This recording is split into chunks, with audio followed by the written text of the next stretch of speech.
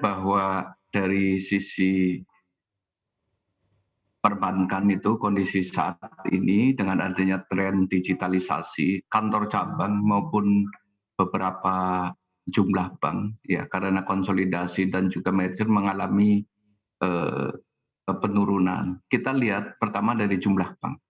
Jumlah bank itu dari tahun 2017 itu ada 115 bank umum, 1.786 BPR ya.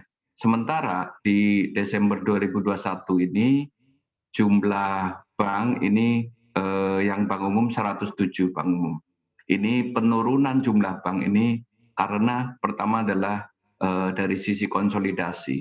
Jadi adanya beberapa bank yang merger, kemudian bank yang jadi dengan KUB ini yang karena pengaruh dari POJK konsolidasi dan juga melihat perkembangan perbankan ke depan. Kalau kita lihat dari sisi lain, ini jumlah kantor ini juga mengalami penurunan.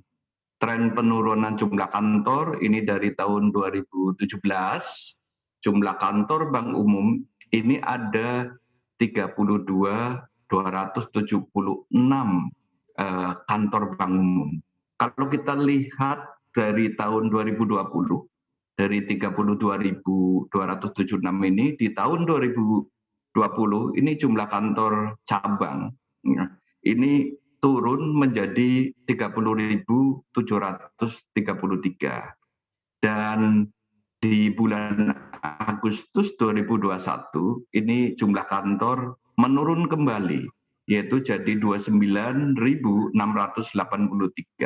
Tapi kalau kita bandingkan di Desember 2021 yaitu jumlah kantornya, kantor cabangnya digabung dengan kantor kas, payment point dan juga kas keliling yang naik menjadi kantor cabang pembantu atau kantor fungsional ini di total sebesar 32.366 untuk bank umum. Jadi trennya kelihatannya dengan adanya digitalisasi maupun juga konsolidasi ini mengarah ke suatu efisiensi yang mulai diterapkan oleh bank-bank dan juga praktek digitalisasi yang ada di bank ini yang perkembangannya lumayan tinggi di pandemi ini mengakibatkan juga mengarah ke efisiensi sehingga jumlah kantor ini mengalami penurunan yang cukup. Tapi di satu sisi juga ada beberapa bank ini yang malah menambah kantor cabangnya.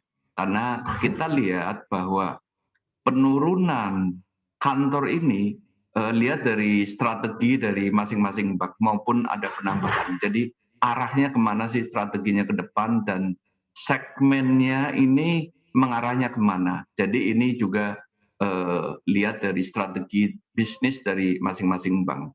Tapi kalau kita cermatin di mulai pandemi ini dengan maraknya digitalisasi, kelihatan bahwa jumlah kantor ini mengalami penurunan yang cukup signifikan kalau ini karena jumlahnya turun ribuan ya.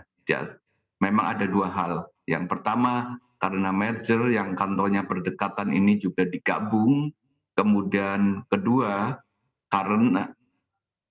karena juga efisiensi dan juga digitalisasi dan juga dari sisi bisnisnya bank ini ke depan dari sisi rencana bisnis corporate plan dari bank masing-masing. Baik, kalau perhitungan OJK seperti apa dampaknya apabila tren penurunan ini akan berlanjut dari tahun ke tahun dengan adanya digitalisasi? Seperti apa dampaknya untuk dunia perbankan? Sebenarnya keputusan nanti untuk apakah dengan terus dengan kantor cabang ada atau segala yang lain ini tergantung dari bisnisnya bank masing-masing.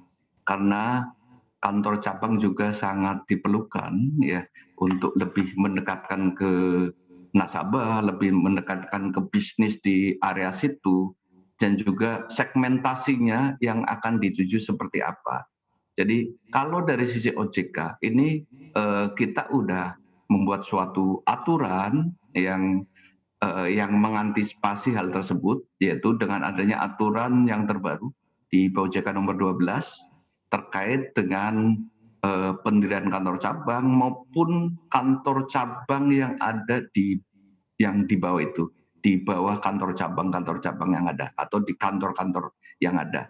Nah, selain itu untuk antisipasi tersebut, ini OJK juga udah mengeluarkan beberapa hal yaitu eh, roadmap pengembangan perbankan sampai tahun 2025 yang diturunkan juga cetak biru mengenai transformasi digital. Ini agar bagi industri sebagai panduan untuk arah ke depannya seperti apa yang akan dilakukan oleh suatu otoritas.